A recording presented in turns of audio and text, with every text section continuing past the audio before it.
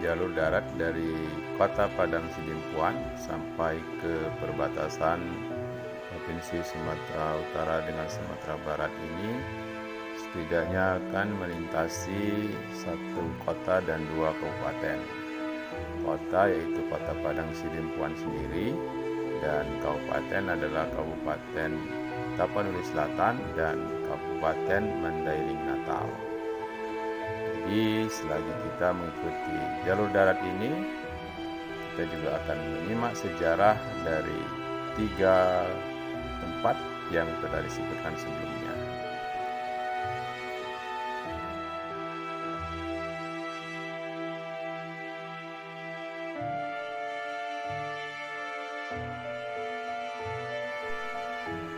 Kita awali dengan kota Padang Sidimpuan. Kota ini merupakan sebuah kota di Provinsi Sumatera Utara. Kota Padang Sidimpuan terkenal dengan sebutan Kota Salak, dikarenakan banyaknya kebun salak di sini, terutama pada kawasan di kaki Gunung Lubuk Raya. Nama kota ini berasal dari Padang Na Dimpu. Padang artinya hamparan, luas, Na artinya di, dan Dimpu artinya tinggi, yang berarti hamparan rumput yang luas yang berada di tempat yang tinggi. Pada zaman dahulu, daerah ini merupakan tempat persinggahan para pedagang dari berbagai daerah. Pedagang ikan dan garam dari Sibolga, Padang Sidimpuan, Panyabungan, Padang Bolak, Paluta, Padang Sidimpuan, Sibolga. Seiring perkembangan zaman, tempat persinggahan ini semakin ramai dan kemudian menjadi kota.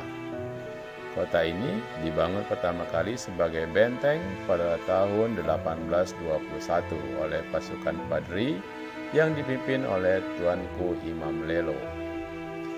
Benteng ini membentang dari Batung Ayumi sampai Ai Sibontar. Sisa-sisa benteng peninggalan perang Padri saat ini masih ditemukan walau sudah tidak terawat dengan baik. Dan pengaruh pasukan Padri ini berdampak pada agama yang dianut oleh mayoritas penduduk kota ini beragama Islam. Pada zaman penjajahan Belanda, kota Padang Sidimpuan dijadikan pusat pemerintahan oleh penjajah Belanda di daerah Tapanuli. Peninggalan bangunan Belanda di sini masih dapat dijumpai berupa kantor pos polisi pusat kota Padang Sidimpuan. Sehingga tidak heran kalau ingin melihat sejarah kota Padang Sidimpuan, tersimpan foto-foto zaman dahulu kota Padang Sidimpuan di sebuah museum di kota Leiden, Belanda. Sebelumnya Padang Sidimpuan merupakan kota administratif berdasarkan peraturan pemerintah nomor 32 tahun 1982. Kemudian sejak tanggal 21 Juni 2001, berdasarkan Undang-Undang nomor 4 tahun 2001, Kota Padang Sidimpuan ditetapkan sebagai daerah otonom dan merupakan hasil penggabungan dari Kecamatan Padang Sidimpuan Utara, Kecamatan Padang Sidimpuan Selatan, Kecamatan Padang Sidimpuan Batuna II, Kecamatan Padang Sidimpuan Hutaim Baru, dan Kecamatan Padang Sidimpuan Tenggara, yang sebelumnya masuk wilayah Kabupaten Tapanuli Selatan. Itulah sejarah singkat dari kota Padang Sidimpuan.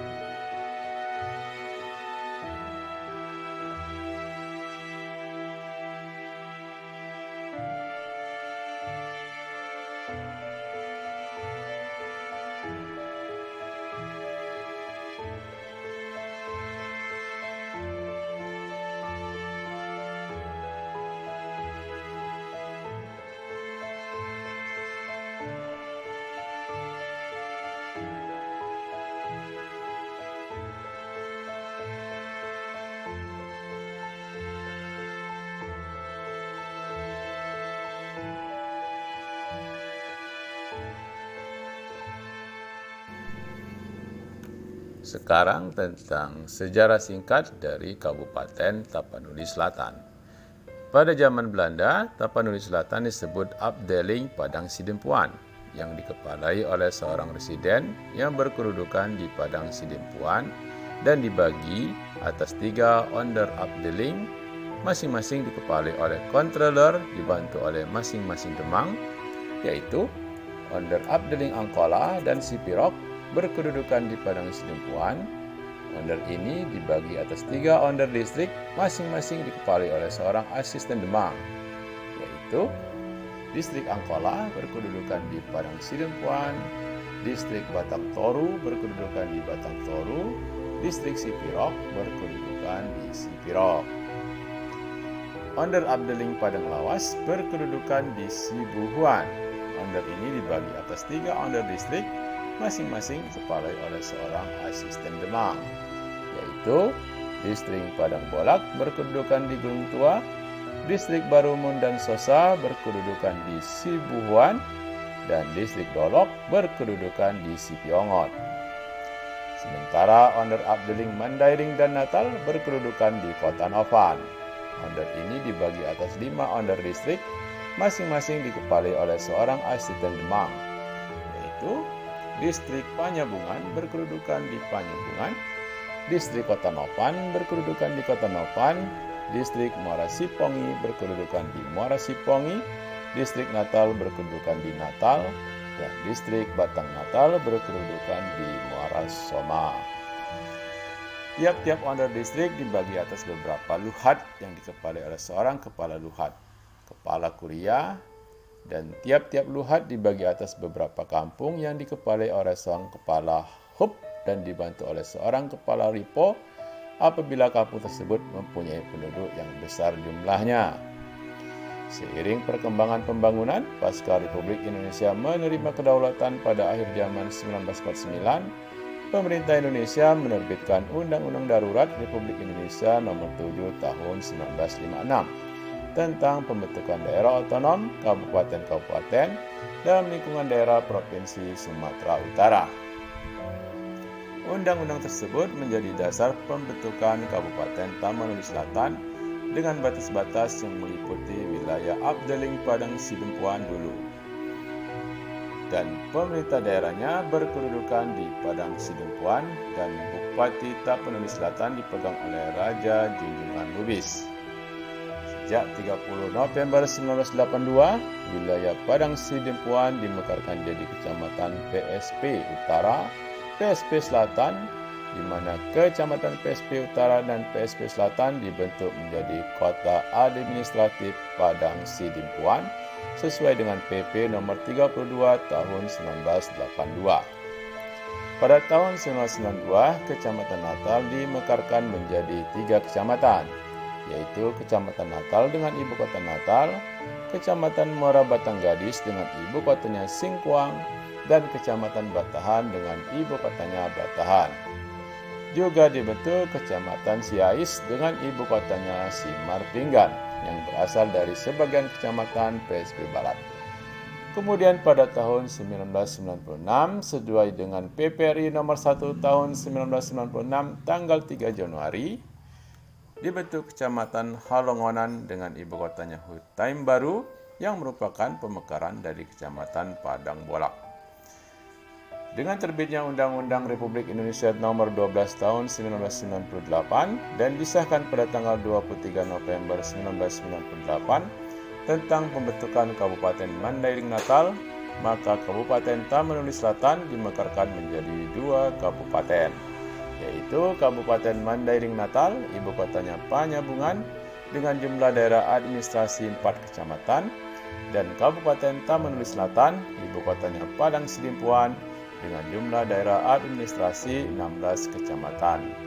Sejarah perkembangan Tapanuli Selatan berlanjut dengan terbitnya Undang-Undang tahun 2001 tentang pembentukan Kota Padang Sidempuan, serta Undang-Undang Nomor 38 tahun 2007 tentang pembentukan Kabupaten Tapanuli Selatan. Selanjutnya, sesuai dengan Perda Kabupaten Tapanuli Selatan Nomor 12 tahun 2007, dibentuk Kecamatan Muara Batang Toru yang sesuai yang wilayahnya sebagian berasal dari Kecamatan Batang Toru dan Kecamatan Angkola Barat. Pada tahun yang sama, yaitu Perda nomor 13 tahun 2007, telah terjadi perubahan nama Kecamatan Padang Sidimpuan Timur menjadi Angkola Timur, Padang Sidimpuan Barat menjadi Angkola Barat, dan Kecamatan Siais menjadi Angkola Selatan. Dan sesuai Perda nomor 5 tahun 2010 tentang pembentukan Kecamatan Tantom Angkola dan Angkola Sangkunur, maka secara administrasi, wilayah Kabupaten Tapanuli Selatan terdiri dari 14 kecamatan, 212 desa, dan 26 kelurahan.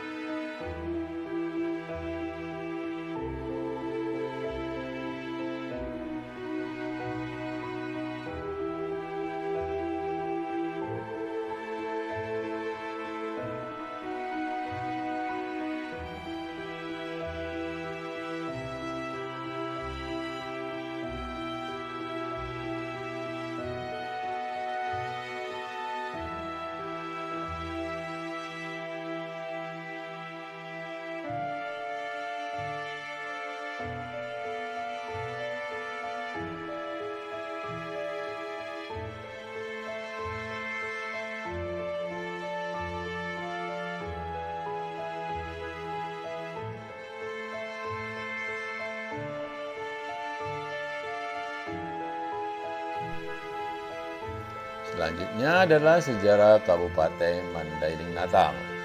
Dalam konstelasi regional berada di bagian selatan wilayah Provinsi Sumatera Utara yang dengan ketinggian 0 sampai 2145 meter di atas permukaan laut. Kabupaten ini merupakan bagian paling selatan dari Provinsi Sumatera Utara dan berbatasan langsung dengan Provinsi Sumatera Barat. Kabupaten dengan ibu kota Panjabungan ini memiliki luas wilayah perencanaan kurang lebih 653.542 hektar. Secara administratif, letak geografis Kabupaten Mandailing Selatan berbatasan dengan Kabupaten Tapanuli Selatan dan Kabupaten Padang Lawas di sebelah utara, Provinsi Sumatera Barat di sebelah timur, Samudera Hindia di sebelah barat, dan Provinsi Sumatera Barat di sebelah selatan. Batas wilayah administrasi Kabupaten Mandailing Natal dapat dilihat pada kondisi topografi. Kabupaten Mandailing Natal terdiri dari gugusan pegunungan dan perbukitan yang dikenal dengan bukit barisan di beberapa kecamatan, juga daerah pesisir atau daerah pantai di Kecamatan Batahan, Kecamatan Natal, dan Kecamatan Muara Batanggadis. Daerah Kabupaten Mandailing Natal dibedakan menjadi 3 bagian,